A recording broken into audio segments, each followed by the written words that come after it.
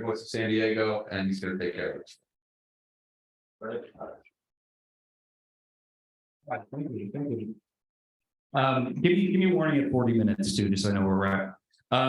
Thanks for being here, guys. I'm really looking forward to this. And as I told the candidates a couple of days ago, I really like a structure in which it's more free flowing, it's more informal. So I've encouraged these guys to if they have a response to something, just jump in or give me a head nod, because I do envision this as an actual conversation rather than like a traditional forum where you're asked, how do you solve homelessness in 60 seconds? And I don't think that really benefits us. I'd rather try to go a little bit deeper and try to tease out the nuances and the distinctions between these two. Before I introduce them, though, I want to give a little context on D6. I'm sure most of you are aware of this, but it is the only open city council seat this time around, which means that all of the other races feature incumbents. And it's significant for one particular reason to me, which is that both of these guys are Democrats. And if the incumbents win their seats as well, you're going to have an entire city council that's run by Democrats, which is, a pretty wild thing in a city like this, which has really been known for its conservative politics for a really long time. And so I think it's important as time goes on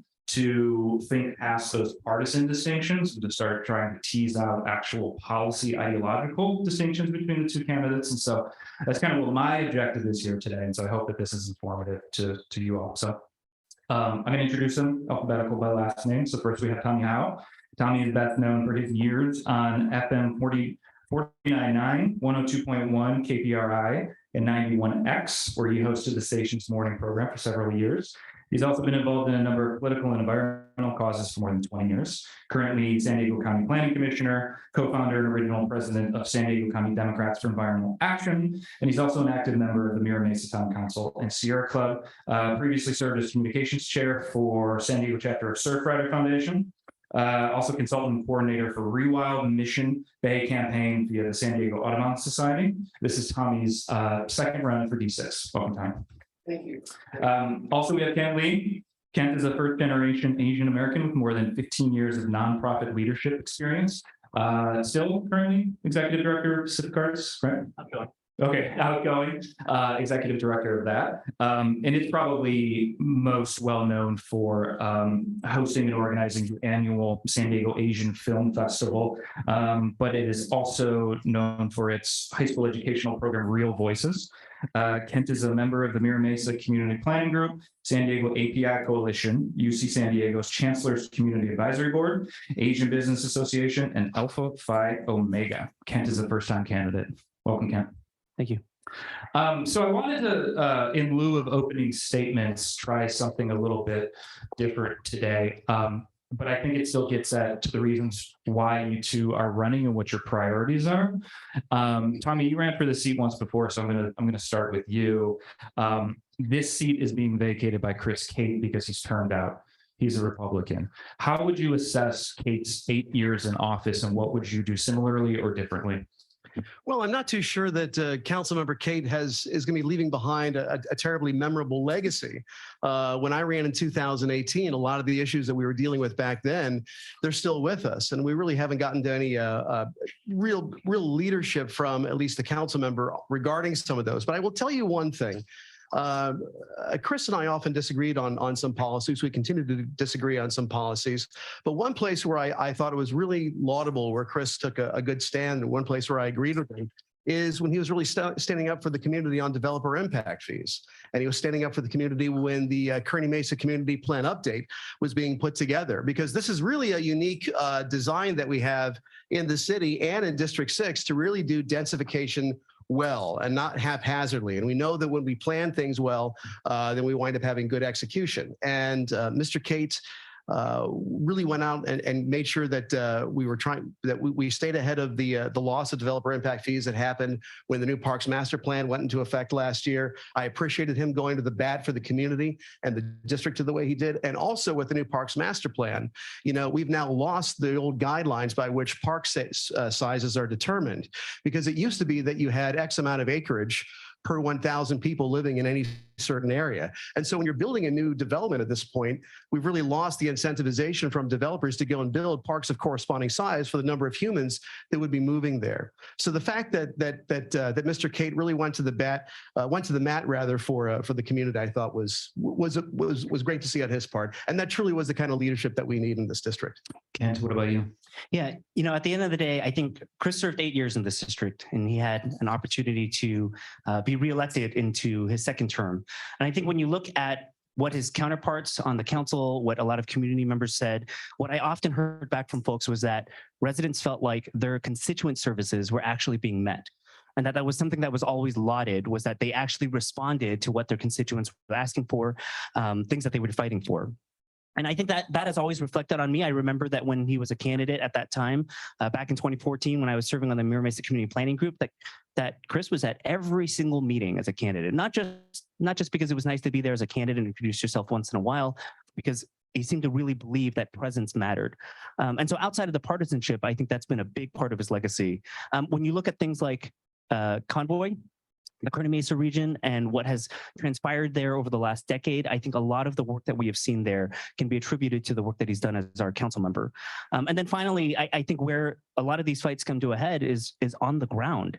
And I think the biggest example of something that he was able to accomplish, even in an environment where not everyone is all on the same partisan page, is looking at Gold Coast Drive. I mean, for 8 years, fought for that to be a part of how the city was going to actually pave and redo the road. And it took $13 million all 8 years to accomplish that, but it is actually being started. And that's something I think we can credit him for. Tommy, you seem to have an opinion on that last point. Let's be clear. The work that's going on Gold Coast Drive right now is being done by San Diego Gas and Electric and also Spectrum, because those utilities have to get the utilities out of the way of the new road project that's going to be done. But so far, we don't even have a contractor yet for this to be moving forward on. Also, Mr. Cate didn't even begin to address the needs on Gold Coast Drive until 2016. That was at least about a year and a half after he'd been in office. And when I ran against Chris in 2018, that was one of the big issues that I brought up. And that, we need people who are able to hit the ground running, to actually identify the issues that are pertinent to the community now and get the ball rolling, because in a strong mayor form of government, it takes time to actually go and get those operations going, because council members under strong mayor don't necessarily have the access to city departments that they might have had prior to 2014. So I would say that, and it's not just Gold Coast. We have 30 streets in Mira Mesa, 30 streets that need to be rebuilt, whether it's Antrim, whether it's Royal Ann, whether it's Montongo. And a council member can't get those rebuilt without buy-in from the mayor and without buy-in from the city. So we have to make sure that we're leading right now and setting the stage for what we need, even beyond Gold Coast and Parkdale. So the money is set aside to go and do that rebuild. That's important. We're looking forward to getting that done. But once those two roads get done, we've got a lot more work we have to do in Mira Mesa and District 6. Kent, anything quickly? Yeah, I mean, I think one thing to point out here is that being transparent and consistent is really important. And I think we have known for over a year and a half that Gold Coast Drive is actually going to happen, because it was passed in the city's budget a year and a half ago. And so unlike my opponent, I'm not sitting here claiming that I'm going to repave Gold Coast Drive in my materials, even though it's actually happening already to get it done. And so I, for one, will acknowledge that fight has been years in the making and is actually happening. And I think credit is due where it's due. Okay, I'm gonna move on. Very interesting, but I think one of the other main aspects of this race is around Asian empowerment and identity. And so I'd like to start there, because I think it's an interesting focal point. Just a couple stats for everybody. So this district was redrawn recently based off the 2020 census, and so the total AAPI population in District 6 is about 41%. So considering that. Well, I think there's one more thing you have to take into consideration, which is that the intention is to give the AAPI community a greater say in elections, but it doesn't necessarily guarantee AAPI representation. And that's a really important point. It's part of a longer term strategy of encouraging civic engagement. So Kent, I wanted to start with you. You've argued that having an ally at the table, at the council table, doesn't do enough, that it's important that somebody actually reflect the demographics of the district. So my question for you is, what are the structural barriers and the opportunities that only you would bring to that seat and that someone else couldn't? I think representation matters, full stop. And I think my opponent, just even a couple of months ago, was able to declare any public forum that San Diego is an Asian empowerment city. Why? because we had already elected Todd Gloria as the mayor. And I think that kind of tokenizing is exactly what we don't want to see. And I take issue with that because our community fought for this seat. Our community fought for the seat, not because we simply deserve to be there by representation standpoint, but we should have the opportunity to have folks who are actually rooted from our communities there to speak for us. And I think that takes more than just a willingness to be an ally and to say, well, I'm going to be supportive on issues. It takes actual work on the ground. And I think that's the experience that I would hope to bring. And over the years at Pacific Arts Movement, I've been fighting to ensure that our voices and our stories are heard, represented on the big screen. With the Asian Business Association, especially during the pandemic, we saw this alarming rise in anti-Asian hate. And we knew that many small businesses, Asian mom and pop businesses, were doubly affected, once from the xenophobia and the racism, once from the actual impacts of COVID. And then part of the work that we've done, even just in the last couple of years, was in founding the San Diego Asian Pacific Islander Coalition. And in that coalition, I think that's exactly what we recognize, is that if our voices matter, it means we need to be at the table instead of relying on others to speak for us. The Asian community is not a monolith. I alone cannot suddenly speak for everyone who's in that community, but having the depth of understanding of the challenges that they face, the different opportunities that they might be seeking, which voices still remain invisible to this day, I think is critical if we're actually going to move them forward. So, Tommy, what's your response to that? And keeping in mind what Ken said about how you view it as an Asian empowerment city rather than a district. So how could you effectively govern within this district? Well, obviously we have the most diverse district of any north of Interstate 8. If you go to my website, it reflects that. Our website translates it about the 25 different languages that you wind up hearing in certain areas of Mira Mesa and in District 6. But on top of that, I'm also talking about issues that are rather universal. Kent is correct. I mean, the Asian community is absolutely not a monolith. And there are different needs within a lot of the different communities. But broadly, we're all dealing with the same issues regarding infrastructure, regarding roads, regarding housing, regarding our parks and otherwise. And when I go to the door, and we've gone to 17,000 doors in the community over the last 18 months throughout the district, the question is always like, when are the roads getting rebuilt around here? Why don't we have a 4th of July right now? Why aren't the police showing up whenever my neighbor's catalytic converter is getting stolen? Those are the universal issues that we're dealing with, and they're not necessarily pertinent to one particular group within that community. And the best thing that I can do as a council member is ensure that I'm representing all of those communities as broadly and specifically as I can. Ken, do you have any follow-up? Yeah, I think if that's the case, I would simply ask my opponent not tokenize that representation at the end of the day. I mean, just the fact that our mayor is 1/4 Filipino does not mean that suddenly API representation from a city of San Diego standpoint, box checked, already done. Do we not all think it's a marvelous thing that we have a mayor who is of API descent? I mean, I think that's tremendous, and it's not some sort of dismissal of District 6. I mean, District 6 is absolutely an Asian empowerment district. It was designed to be that way, but the city is indeed an Asian empowerment city. All the different districts are not necessarily areas where a lot of our Asian ethnicities live. But I think it's a marvelous thing that Todd was elected in part as the first API mayor in the city of San Diego. That's something that I think is all a feather in our cap. Yes. So I want to, I want to move on. This is obviously fascinating, but I got a lot of stuff I want to hit here. So before we get to housing, which I think is the most important issue in this entire race, I do want to spend a couple of minutes on the environment and on labor, because specifically, Tommy, I saw you quoted in the Union Tribune a couple of months ago as saying, as a staunch environmentalist, you wouldn't budge when labor priorities conflicted with the environment. Can you give us an example? Can you give us an example of what you mean by that? Maybe a past issue in which you feel like the city has prioritized labor over the environment, and give us some sense of whether you think that that's going to be an issue longer term and how so. Well, I think a good example of that is my advocacy for the Del Mar Mesa Preserve. This is an area along the 56 that is really home to some of the most unique ecosystems within the city of San Diego that are remaining, some of the last coastal ecosystems of its kind, actually, in Southern California. It has its own seasonal creek in there. It's got these unusual trees in there. It really is a fantastic basin and a remarkable area of species diversity. And so a couple of years ago, there was a decision or really a debate to put up an office park along the east end of that area. We had spoken with a number of elected officials about that, some of whom didn't think that was necessarily a good idea.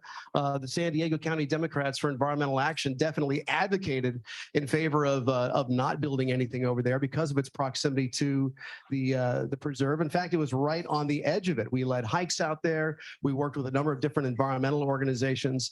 Unfortunately, there were some labor interests that wanted to build there. There was a PLA, and so they decided to move forward with that. We differed with them on that.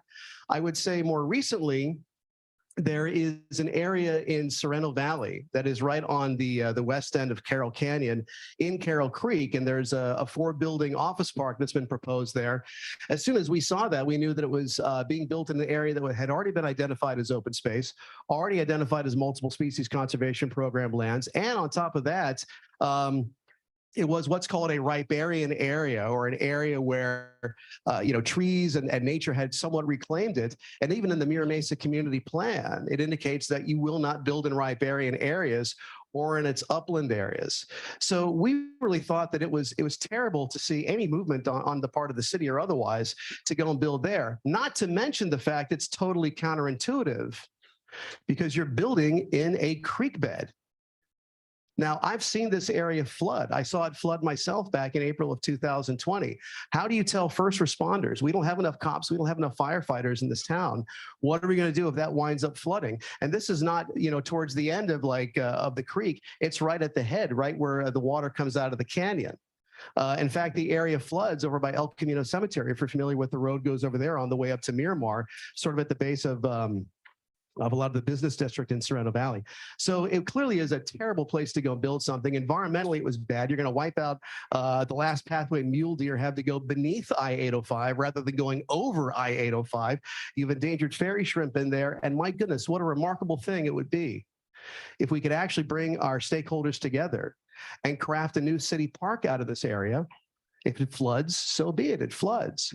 But allow the natural processes to occur there and create a refuge for everyone who works over in that area of Sereno Valley and Sereno Mesa. And considering the fact that we're going to be putting more people into Carroll Canyon, we've got 3 routes going online right now. Stone Creek will be going online the next couple of years. My goodness, it'd be remarkable to have that quality of a park there.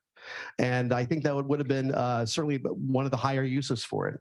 And so it's a shame that it's not going to go that way. Plus, it's going to add to the traffic and congestion that we already have in that area of Sereno Valley. So Ken, you've racked up a lot of labor support, for instance, the Building and Construction Trades Council. So I have a similar question for you.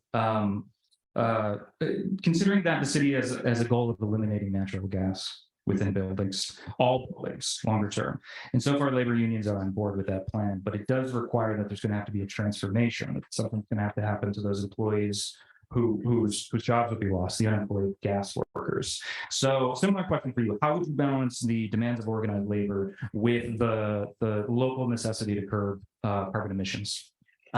I think I'm going to answer that and respond to what Tommy had shared. But I think we're in a world where we often try to look at everything as being black and white. And the reality is this isn't always just about environmentalism versus labor or labor versus business. That's not how we should be operating.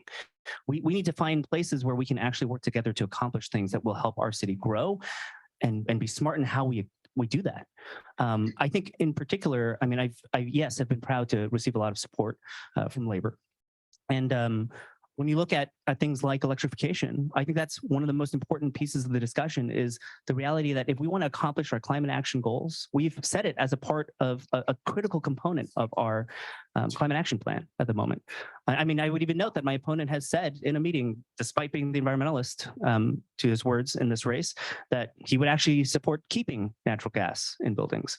And the reality is if we want to accomplish that, we have to do it in partnership with labor. So it's not about one or the other. It's about how do we actually work together to be able to accomplish that.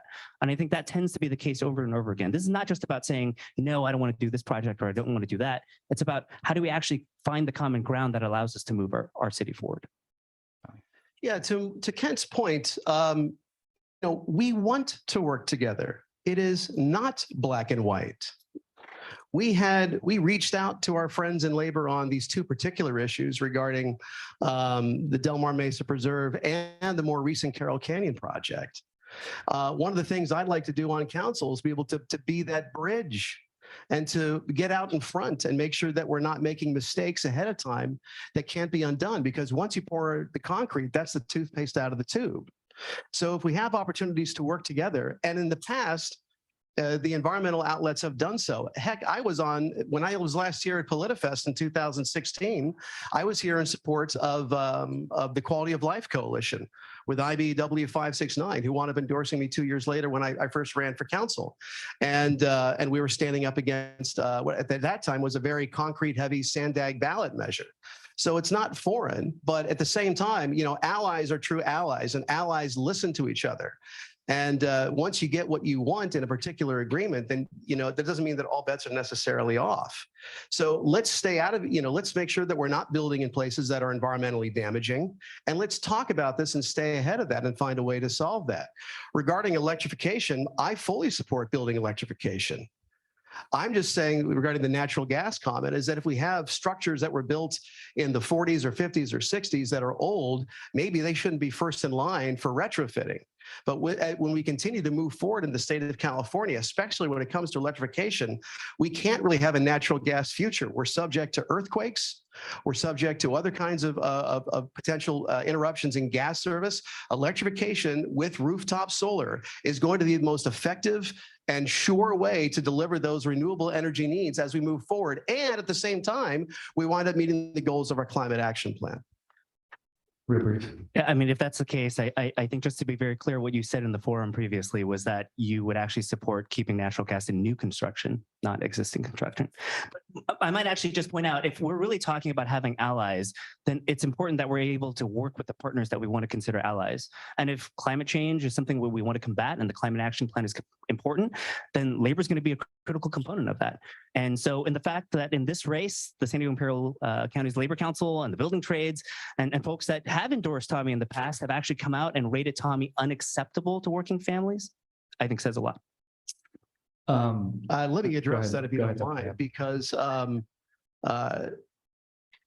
wish that there had been outreach to our campaign about that. We didn't know this was being discussed by the Labor Council. I didn't know that was happening until I had labor allies in that meeting telling me it was going on. Not one person from labor reached out to my campaign. Why is that? They've got my cell phone number. Not one reached out. Not one told me that anything was on the agenda. I'd never had any discussions with anyone with labor, and I had just had my labor council interview. There had been no outreach. It's not hard to call a candidate. I'm pretty easy to find. If you can't find me on the phone, you can probably find me at Vaughn's over at 10 o'clock at night over on Mira Mesa Boulevard. And it's funny because, we have a lot of supporters who are rank and file in labor. A lot of them, didn't even know what had happened. I had a number of folks with IATSE, with UFCW 135, asking me afterwards, what was going on? And I couldn't give them an answer because I didn't know about that. I was very honored and very proud to have had the support of the Labor Council in 2018. And they are vital allies. We do need them to move forward with our environmental goals. We can't do it without labor. And clearly with the goals of the Green New Deal, the buy-in is there. So there are ways to go and get these solutions. And that's one of the reasons why I wouldn't say that we have to go and tear out natural gas in older buildings. But if we do, obviously that's going to be some sort of labor project. But at the same time, moving forward, we must have electrification. And as we continue to build housing, as we continue to build businesses, as we continue to build office parks, even in creek beds, we need to move forward with electrification and break the cycle of natural gas. There's the magic word, housing. Let's turn to this issue, which hopefully will be the heart of the discussion today, because I think it's a fascinating one. You're both in agreement that the city needs more housing. You think the updated Kearny Mesa community plan is a good start because it allows for increased density. But Tommy, I want to start with you because you regularly inveigh against the city's attempts to rezone single-family neighborhoods. So my question for you is, how is it possible that the city achieves its housing production goals and its climate reduction goals without clearing the way for more density in single-family home neighborhoods? Well, as you noted in your article, I mean, the best way to go and really consider density is it going to be near some kind of transit that we really need? Part of the reason that we're doing what we're doing right now with the Blue Line and with the trolley is to ensure that we're getting dense housing in those areas. That's why what's happening in UTC is actually a good opportunity. Not only in UTC do we have the opportunity to build new housing, especially in North UTC, as we continue to move forward, potentially a life sciences cluster in that area, where you actually have people living on site, as you might in Raleigh or Boston or one of the other life sciences clusters. But on top of that, we have some retail areas that also can be repurposed as well. That's a great opportunity that we have in D6. In fact, the best opportunities for housing, affordable housing or otherwise, in San Diego right now is in D6. The Kearny Mesa Community Plan, which I mentioned in my remarks that Chris Kate really went to bat for us for, ensuring that we had access to those developer impact fees and that we would actually have some park space there. That's going to, if we have transit done right there, we already have that small transit center off of Claremont Mesa Boulevard, but if we can expand that, we're already near the jobs. We're near some of the jobs that pay the highest and best wages in the city there. Miramar, we have an opportunity to do that as well. The north side of Miramar Road, you'd have to be more delicate. You'd have to have certainly some setbacks there. I think the term is like an ILS or an industrial light setback, but there's such vast areas there. We have large parking lots, some of them are the size of aircraft carriers. We could build housing in there. We could bring transit towards there. My goodness, we have the opportunity to neighborhoodize Miramar. I mean, think about this opportunity, having this volume of people, near the jobs. And if we can get in there and build it as a new project, potentially maybe with subsidies, with an affordable housing component built in, with a rent control component built in from the ground up, that could revolutionize how we approach housing in San Diego. We could replicate that at other office park areas around the city and around the county. And as long as we can get baked into the basement of these housing projects, that we make them somehow affordable for people that have heritage of living in the area, who are working in the area, then we can begin to nibble away at this housing crisis that we have here in San Diego. So it's like, I don't see why you would spin your wheels and try and undo zoning where it already exists and frankly is reasonably successful. South University City being a good example of that, when the opportunity is in the new areas that could be going up in Kearny Mesa and in Miramar. And on top of that, let's think about that. I mean, if you're going to go and rezone South University City, how many affordable units are you actually getting in there?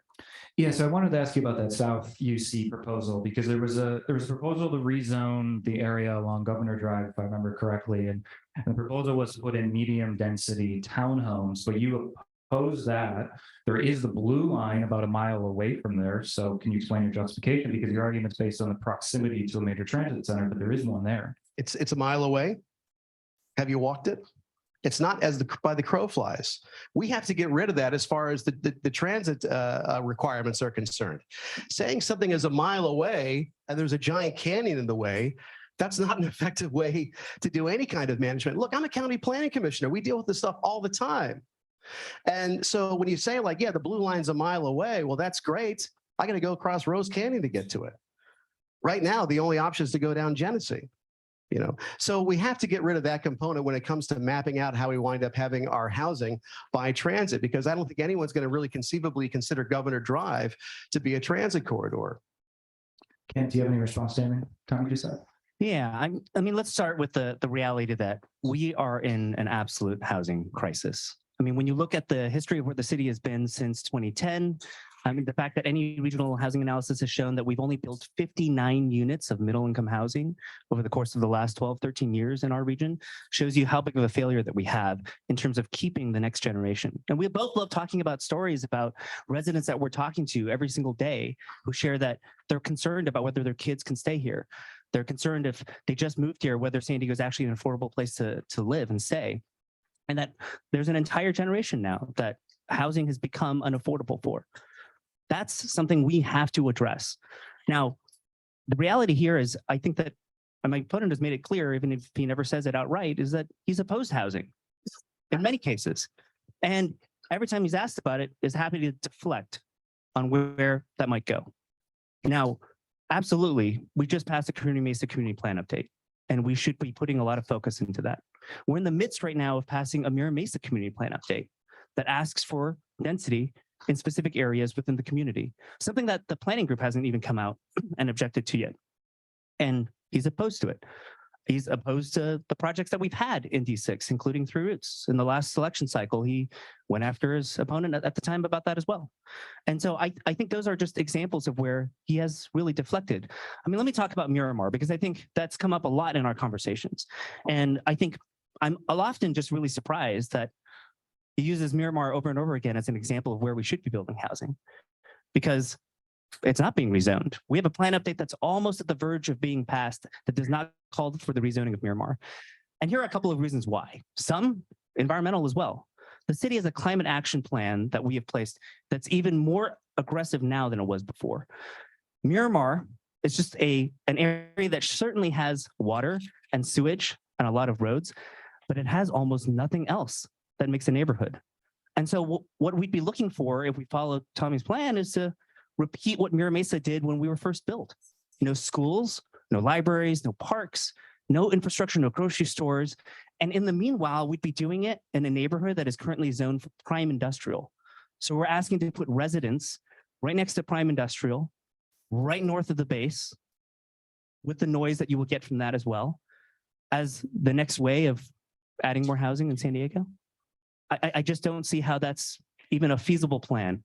And if anything, it's going to increase vehicle miles traveled. It's going to force people who live there on an island to have to visit another community just to send their kids to school, to shop, to do anything else. And so I very much hear from our D6 neighbors every single day that housing is a crisis.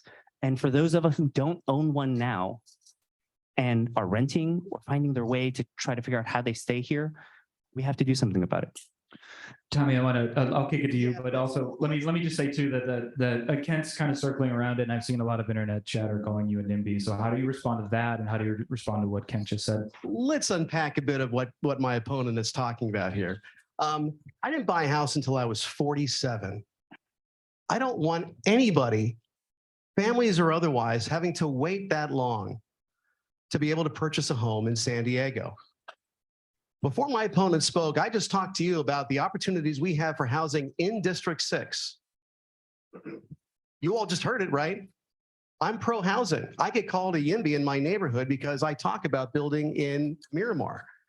And I guess I get called a NIMBY in other areas. It's a shame that these pejorative comments have to be used to discuss effective and functional planning and to cut arguments off at the knees.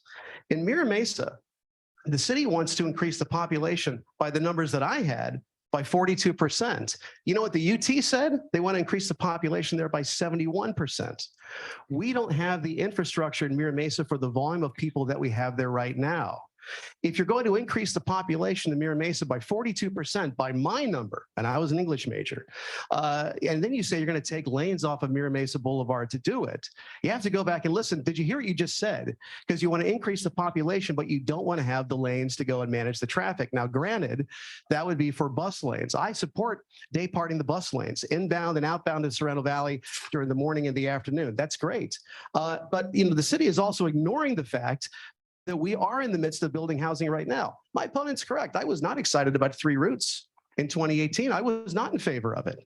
Not because it wasn't in the community plan that was created back in the 90s. It was actually a good community plan. We planned for it. We knew it was coming. But the problem was I knew it would be the case with almost all of the housing that's being built right now. And that is that it's completely out of the ability of anybody who works for a living to afford. Because the class that gets left behind the most is the large middle class. If you're economically vulnerable, you don't have a lot of money, there are some options. And clearly, if you want to buy something in Rancho Santa Fe, there are terrific options. But if you're in that vast middle area, people that have two incomes, they have families, they have kids. I don't want them having to spend their next 30 years in an 800 square foot condominium. And so if we're going to build housing, Fine. Let's talk about how we're going to make that housing affordable for the most people possible and put that into the plan as well. And stop putting all these carts in front of the horse when it comes to areas that have already been, largely built out. I think with Mira Mesa, the city's not taking into account the fact that we have 6,000 new units going online now. People are moving into 3 routes in the next couple of weeks. We have Stone Creek going online in the next couple of years. We're still finishing up Casa Miraview. A lot of folks don't like Casa Miraview, but it actually wasn't a bad proposal because it took, first of all, it was planned effectively, it was zoned effectively, and it's alongside the freeway where, some folks may not have wanted to live otherwise, but it does provide a great deal of housing over there. There is opportunities for greater amounts of housing in Mira Mesa. Let's talk about how to do that, but let's make sure that part of the discussion is about how we make these things affordable. And the last thing I'll say, one of the first things I want to do when I get into office is I want to work with the council to increase the inclusionary housing limit to go up to 20%. So at least the most vulnerable in this community have a shot. There's quite a few threads we could follow up on there, Kent, but I also wanted to pose this question in front of you, and then you can respond to any of that if you want to. But you have gotten the YIMBY endorsement. You've argued that these aren't black and white issues, that land use and housing are more nuanced, and you should think of them in a more nuanced way. But your values are pushing in the direction of the YIMBYs. Would you consider yourself a YIMBY? We need more housing. I mean, I think just full stop. We need more housing in San Diego, and that needs to be a driving factor in how we're approaching our growth plans as a city moving forward. And it's not saying that we're just going to wildly put housing everywhere. I sit on a Mira Mesa community planning group. We spend our meetings talking about the need for infrastructure, for better transit, for parks, for libraries, all the things that make a community what it is. We need all of that, absolutely. But we also need housing. And we need it together. And so I think that's my perspective and the value that I come in with, because I think that's my approach. I think what you heard just now is just the same thing that I talked about, a deflection between how do we simultaneously say that I support housing and then at the same time talk about a project that was in the community plan already that you were opposed to. I just don't know how we mesh those two things together. Because if we really believe that we need more housing, that should be a driver. And it means that we can be balanced about it. We can work with our communities to accomplish it. And right now, in D6 in particular, we certainly have plenty of opportunities. I think what you'll find in a difference between the two of us is that I actually have a plan for how we can build more housing. Not just to talk about vacancy taxes and other things that rezoning other places to try to move, but actual things that we should be doing to encourage more housing in San Diego. And I think that's a huge difference between the two of us. What are your proposals? So if we're looking at housing, so middle-income housing is exactly what we need in San Diego right now. And first and foremost, that means that right off the bat, what the city and the county are approaching right now, even in the last week, in terms of looking at all opportunities that we can use public land for affordable housing, absolutely needs to happen. And it's not just affordable housing. Right now, when we talk about affordable in the median income range, we're talking 6 figures for the average household to be in the median income. That means if we want affordable housing, that's all the way up to that point. This is not just people who are making. You're just making my point there. I just said no one in the middle class can afford it. Even folks who make 6 figures. I just said that. Right. And your answer is, so therefore we shouldn't build it. No, the answer is we need judicious planning as to where you wind up building so you don't put so many carts in front of the horse that you lose the opportunity for parks and schools. Look, the one thing that's being left out of this discussion is communities no longer have access to their developer impact fees. That was taken away with the Parks Master Plan last year. It used to be, and this was the case with 3 routes, that communities were able to go and work with developers to get concessions, a library, a fire station, a school, a park. We need all of these things for successful communities.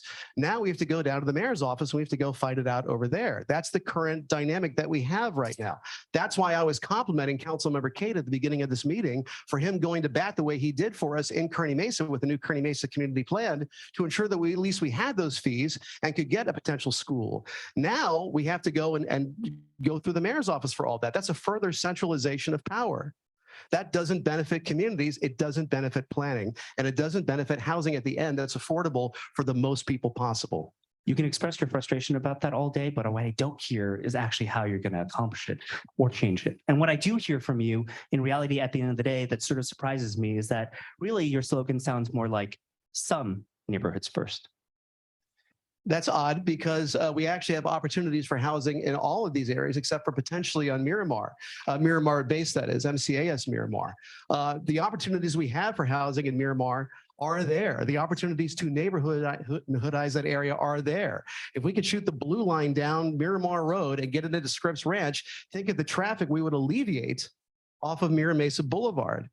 We have opportunities to do housing right, the densification right in Kearny Mesa, and on top of the densification that was added with the Spectrum. We have opportunities for housing in North UTC, again, in that area that could be a real life sciences cluster. As I said a few minutes ago, the opportunities, the best opportunities for housing near jobs that pay good wages, and the opportunities for housing that could potentially be affordable are in District 6. But after all, we are the economic center in many ways of Northern San Diego. That's why the opportunity is here. That's why I'm excited about running for this position. So might I just ask, with the Mira Mesa community plan that is currently in place, which does call for a significant amount of density, and this is capacity, right? I think we should make clear to our constituents and the folks that when the city is planning, they're not simply saying we're going to add 40%, 70% of people to a neighborhood, but that they are planning for what the potential growth of the city might be. And in order to accomplish that level of growth, you would need every single parcel, every single possible change in zoning to be fully fulfilled. And I think the reality that many of us in the planning group say is that's not realistic, right? Some of it, a lot of it is actually not going to happen. And so what we want to do is be smart about how we plan for it. How do we think about what's going to happen in which time frame so that we can deliver and fight for the infrastructure that actually serves the community? So I would just simply ask if you are opposed to the Mira Mesa community plan, asking for that density along Mira Mesa Boulevard, how much of that housing would you prefer to see in Miramar? So I'm not against the Mira Mesa community plan. My eyes pop out when you say that you want to increase the population, again, by 42%, or in the case of the Uni Tribune's math, by 71%. Is there opportunities to go and build housing along Mira Mesa Boulevard, along that corridor? Sure. Are there opportunities to go and build in some of the lots, like in Vaughn's or in Target, and incentivize property owners to potentially go and rebuild some of those structures to include some housing in there? Yes, there is. And that might, accommodate some housing. Again, I'd like to see a plan to make sure that that is affordable for the most people possible. What I won't do is I'm not going to subsidize building more housing for the wealthiest people and leaving behind the kids and grandkids who live in mine and Kent's neighborhoods, who are unable to move out of their parents' homes, who are unable to move out of these apartments, and who are unable to get out of that rent cycle that they're in part because they don't have $150,000 or $200,000 to put down for a down payment, in part because down payments have become much more competitive these days because you're dealing with far more interference than you were 10 years ago from speculators, from short-term vacation rentals, from folks buying second or third homes. Believe me, that wasn't there a few years ago. It certainly wasn't there when many of our neighbors were buying their homes in the 70s and the 80s. So let's talk about Measure B, which I think is a very important one, the repeal of the People's Ordinance. Tommy, it's my understanding that at some point in time you were in favor of Measure B, now you're opposed to it. Can you walk us through your thinking on it? And is that true? Has your opinion of Measure B changed over the last year or so? Well, I would certainly say that I support reform of the People's Ordinance, and we have an opportunity to do that, but you don't necessarily need a ballot measure to go and do that. If you have a ballot measure, basically it seems as though the process is to get that repealed and then levy a secondary tax on single-family homeowners for a service they've already been receiving since 1919. So I would say that if there are opportunities to go and refine the law to ensure that those who live in condos, as I do, or to ensure those who live in apartments wind up having some kind of a credit so that they're not being dinged for the trash pickup that they may no longer be paying for, or that they're already paying for through their HOAs or in some ways through their rent. That's something that seems to me like would be a more fair way to go about doing this. But what I'm not going to do is I'm not going to levy a tax on folks who've been paying a tax through their property taxes and move the goalposts and say, well, you really haven't been paying for trash since 1919. I don't think that's fair, and I don't think that's right. And I'd love for you to come out and meet some of my neighbors, because you'd be loath to go in and impose a new tax on them when they're paying over $6 a gallon for gas, or when they're paying the highest water and sewage rates in the state. The city council just raised water and sewage rates by 13% last year. They just raised it again 4%, and we're paying the highest electricity rates in the United States after we gave a 20-year extension to San Diego Gas and Electric, which I opposed, and which in some ways I'm paying a political price for. Kent, Measure B. I'm surprised by the idea that you can just simply change it without a ballot measure. I'm not sure if that's actually the case. And I think what's important here is that it's not just presenting a tax to our neighbors. I think the language choice is actually really important. And I think your understanding of the policy, if you're looking to serve, is just as critical. And in this particular case, we're talking about a 103-year-old ordinance that has been unfair in terms of how it actually distributes services that the city provides. The only example of its kind where we take property taxes from residents, put it in a general fund, and we only deliver one service to half the residents that we have, and not the others. I have talked to your neighbors, Tommy. I've talked to your neighbors 2 and 3 doors down from you. You live in a condo area where no one receives city services for trash. That means you're all paying twice for that service. You're paying for trash through a private hauler, but you're also paying the same property taxes. And what your neighbors have told me is that they think it's unfair. And I just sort of question, do you think it's unfair for your own neighbors to be paying twice? And in many of those cases, lower income, more diverse communities who may not have access to the same resources that have been paying twice for the large chunk of the last century to support trash for everyone else. Did you hear what I just said? I just said that we could potentially find some way to do kind of a credit or something on property tax so that folks who live in condos, as I do, would not necessarily have to go and pay for that same thing. Or so folks who live in apartments, could wind up having a break somehow on their rent or on their taxes. I just said that. I think I was very clear. Yes. Yeah. So, I mean, if that's the case, let's talk about the fiscal responsibility of Measure B as well. At the moment, we are pulling from our general fund to pay for trash as a city. And that means we're pulling from other services that residents are always asking for every single day, fixing our streets, our parks, our libraries, ensuring that we actually have enough public safety. And with the rising cost of trash expected in the next couple of years, especially as we implement composting and everything else, we're basically asking our residents to shoulder more of that burden by seeing other services reduced. And this is why I think every environmental organization that I know of in San Diego has come out in favor of Measure B. This is why how do you make that fiscal responsibility question after 101 Ash Street and throwing $86 million into the fireplace from road funds, from park funds? We're never going to see that money again. And then the city turns around and says, you know what? We need $58 million. Where the heck are we going to get that? Oh, you know what? You're not really paying for trash. Poor way of doing that, poor way of doing business, poor fiscal responsibility, and certainly a poor way to go and treat your neighbors. When we look at policy, we tend to look at it as bubbles and as isolated kinds of policy. There is a cumulative effect to policy. There is a cumulative effect to being taxes. And, we could consider TOT taxes. We could consider other options to go and perhaps grab a larger size of taxes from our wealthiest individuals, from people who come here and retire when they're 30. There are other options than laying a new tax on middle-class individuals who are already paying for that tax. You talk about the most basic concern about that. It's charging somebody twice for the same thing. What I'm hearing from my opponent, who has often touted himself as being the progressive Democrat, that is shocking to me is that his statements seem to really reflect Carl DeMaio. And the same arguments that are being used for why this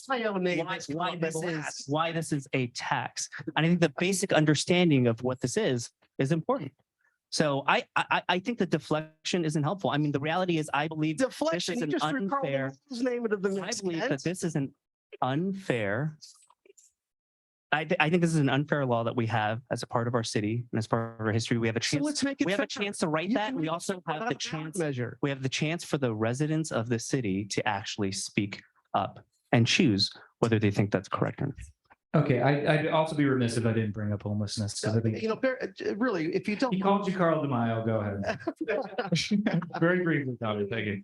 I mean, I guess I'm the only pro-choice Carl DeMaio guy, I guess. I mean, I guess I've been insulted a few times in the course of my political career, but I guess that's a new low there, Kent, calling me Carl DeMaio, the guy who started the Democrats for Environmental Action. I've been involved in the Democratic Party for the last 12 years. I have walked for way more Democratic candidates than you have.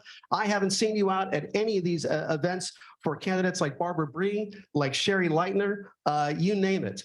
So you want to call me Carl DeMaio? Go for it, brother.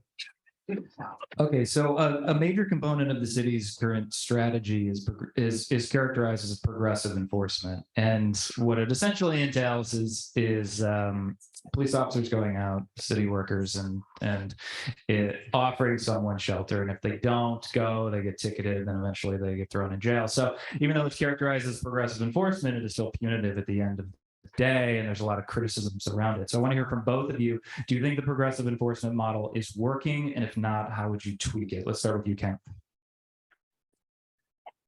At the moment, what we're doing as a city with homelessness is not working. I mean, I think, and even as a region, I think we all need to be willing to acknowledge that, because we're seeing it. We're seeing in the latest point in time count that the homelessness that we've seen in the city has actually gone up by 10%. And at the same time, what's really shocking is how many of these residents who are suffering from homelessness are actually from San Diego, meaning that, you know, they've been living here, they've been our neighbors, and now they're on the street. And I don't think it's just about enforcement. I think in reality, at the end of the day, we need to be able to address homelessness in all elements in which we have an opportunity to have an impact. That's why we put a plan together that I will even be the first to say is not something that is new. It's trying to take all these pieces that we've discussed as a region to actually bring them together strategically. And it starts with the fact that we simply need more outreach. And with that outreach, yes, we do still need enforcement. But if we're not putting the outreach out there to begin with, not just with armed law enforcement, then that's a failure on our part. And if we're going to increase the outreach, that also means that we actually need shelter, and not just congregate shelter, but we need long-term options as well, which really means that in the long term, we also need housing. And here we are back again at the idea that we need more middle income and affordable housing in our region if we really want to address homelessness. Part of my belief in the need for strategy with homelessness is really thinking about the collaboration. I mean, we have been spinning our wheels as a city. We're doing some bit now with the county, but the reality is that a lot of the funding that we see for homelessness is coming from the state and federal level. And we cannot put ourselves in a position where the city is not ready to compete for those dollars, because they're being distributed. And we should ensure that we're actually competing for them to implement plans here in San Diego. The last thing I would say is that for homelessness, we also really need to think about prevention. And the reality is that so many San Diegans, especially with COVID, have been impacted economically.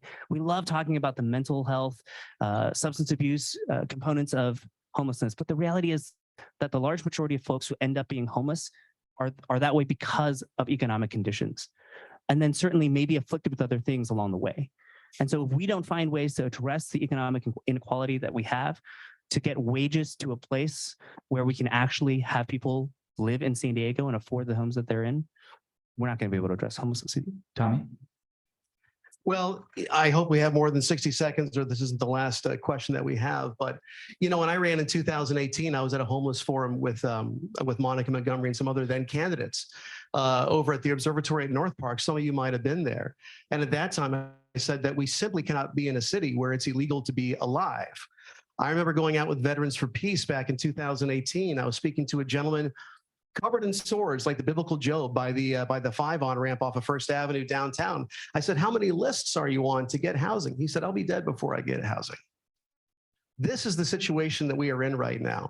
We are in a humanitarian disaster area. The good news is that we haven't, it hasn't tipped one way or the other this yet, where it's calamitous and we're never going to be able to return from it. I have been promoting permanent supportive housing as part of my platform for years, going back to when I was running back in 2018. We need to have more PERT clinicians and more clinicians who are able to go and work with homeless individuals to get them off the street. I agree with Kent that it's not psychological or addiction-related issues. It is the economy. Economic conditions are the ones that drive people onto the street initially, and then if they have addiction issues or psychological issues, well, clearly that gets aggravated while they're on the streets. So we have to have these permanent supportive housing facilities sort of in the same model, a more progressive model, certainly, than what we had with the state hospitals back in the 60s and that were undone by Governor Reagan in 1970. I mean, that burden has fallen on communities to do that. So we have to invest with the county, with the state, and utilize those monies to ensure that we are truly addressing homelessness with permanent supportive housing. I'll tell you what's not working. What's not working is doing these roundups that are seem to be intended to terrorize rather than do anything else. All you're doing is you're moving people from one shopping center, as I told the UT, to a canyon. And that is a process that we cannot get anywhere further on. We are spinning our wheels on that. We are throwing money away. If you want to do anything, let's put together a joint powers authority with the county so that we don't have to worry about who's got the purse strings and who's got the execution. And we can truly move forward in addressing this with permanent supportive housing and clinicians speaking with our homeless neighbors leading the way. So I do want to get to at least one question from the audience. I realize that this has been really great, but we probably needed several hours to actually do this. And so Andy forwarded me a couple of them. Most of them I think we've gotten to already, but somebody did bring up something, Tommy, that I wanted to ask you about, which is that you told the Neighbors for Better San Diego that you were opposed to the implementation of SB 10 in the mayor's proposed second housing action package. How can you be pro-housing but anti-ADU? Oh, no, I'm not ADU. In fact, we're building an ADU. So I'm not opposed to building ADUs. But if you go along Governor Drive and see the house that's being built along Governor Drive, that's not an ADU. That's a corresponding house. And what happened was basically City Council rolled back what were otherwise pretty good ADU regulations at the end of 2020. So now you got rid of a lot of these setbacks. And that really winds up intruding upon the social contract that you may have in a lot of these neighborhoods. And then last year, Governor Newsom signed SB 9 into law. So now you can do lot splitting. So essentially you can get four different properties four different structures on a single lot. But what was not intended with ADUs is a place to rent out to a couple of students or for your mother-in-law, as we intend to use. It's actually you're building corresponding secondary houses on properties. That was never intended. That was not talked about as part of what we were the City Council discussion back in 2020 regarding that. So I think that unfortunately we have a city that sort of set the stage to aggravate the worst components of what SB 9 has. But do I support ADUs? Yes, I think they're a good idea. But at the end of the day, if you're trying to basically crux an entire housing policy upon ADUs, it's going to do nothing to lower the cost of housing. It's going to benefit the homeowner. And in some ways, it's going to not necessarily be the best benefit for the community or for the neighborhood. And I can't tell you how many houses and streets I've gone down and I've spoken with folks. And, again, one ADU, maybe even a second one is potential, depending on the size of the lot. But building some house, look at the one they're building right now at Gold Coast and San Ramon. And you can't tell me that's like a little ADU. That's a second. I got to cut you off here. We got a minute left. So Kent, do you want to respond to that at all, or are you good? I actually think the question and the answer spoke for itself. Okay. So I did want to offer you guys closing statements, maybe 60 seconds each. Kent, let's start with you. We have some serious challenges right now in the city of San Diego. And I think to address that, we need serious people with serious answers that are focused on actually solving the problems that we face. And doing so isn't just being able to say that I'm for or against things. It's about how we're actually going to work collaboratively with the folks that are in the mayor's office, in the city council, but also at the county, state, and regional levels to actually solve the challenges that we face. And that's what I'm hoping to bring to the table. I think San Diego, as we see it today, is one where talking to families that are very much like mine, and I often think about my wife Foon, who's in the audience today, and our two kids. We need to think about the future that we're leaving for San Diegans, and we need to work on growing San Diego in a way that serves all neighborhoods, that serves all of our working families, and that serves all of our children and grandchildren in the generations to come. And that is the big picture perspective that I think I bring to the table. And so when we look at this race, I think it's a lot more than just about what we see in District 6. It's about the future of San Diego. It's about our opportunity to deliver one that can be brighter. And I certainly hope to earn your support for those who are watching, for those who are here, and to be able to work with you to better San Diego moving forward. Thanks, Ken. Tommy?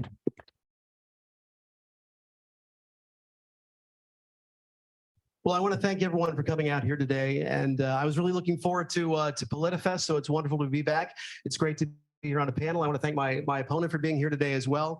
I think we can all agree that when you're candidates, you don't often get enough of these forums to actually go and speak with voters and speak with people. And I hope you'll make some time to speak with me after this wraps up. Let's be clear here. We have a strong mayor form of government that people in the city of San Diego voted for that back in 2004. And a strong mayor form of government works if you have an active city council that can also politic as well. The temptation is there in the strong mayor form of government to potentially take projects that you may need and put those on the back burner if you're not necessarily in line with what the mayor wants to do right now. If you have a strong city council and you have the votes on there on city council, you can serve as an effective counterweight. That's how you wind up managing a strong mayor form of government city. That's how you ensure that all options are being heard. What I am offering is the leadership to create that space, as I do on the Planning Commission, to ensure that we have opportunities for leadership and we can build upon that and we can find room for other leaders to express themselves and we can get to some really good votes and have our council members do the right thing on matters relating to infrastructure and roads, which are an overriding and pertinent concern in District 6 and have been since long before I first ran in 2018. And housing, I'm the only person that's put forward a plan regarding rent control, regarding vacancy tax, regarding a public bank to give an opportunity for homeowners, first-time homeowners to get down payments and homelessness. And as you can see, I'm the only person that's put forward the plan to make sure that we double down on permanent supportive housing. That's the only way we're going to wind up being able to turn the tide on where we are right now. My name is Tommy Hough. I am running for City Council in District 6. Appreciate you all being here today. Thanks to Voice of San Diego. All right, guys, thanks for coming. I'm sorry we couldn't get to everything, but corner them and ask them your questions directly. So I'm going to turn it over to Andy real quick. All right, that's all we got, guys. Sorry we didn't get to everyone's questions, but it was a great debate. Next session starts in 15 minutes, so we got a little bit of time. Thanks. Sure,